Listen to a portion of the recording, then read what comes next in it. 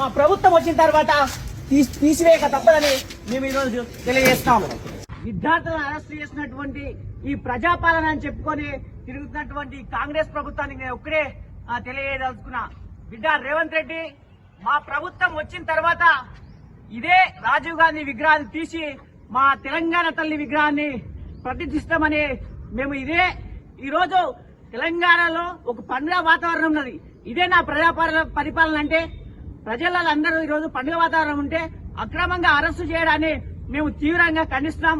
ఎట్టి పరిస్థితుల్లో అయినా ఈ రోజు కాకుండా 4 సంవత్సరాల తర్వాత ఇదే రాజీవ్ గాంధీ విగ్రహాన్ని తొలగించి అదే స్థానంలో తెలంగాణ తల్లి విగ్రహాన్ని ప్రతిష్ఠిస్తామని మేము ఇదే ఉస్మానియా యూనివర్సిటీ సాక్షిగా ఈరోజు తెలియజేస్తాం.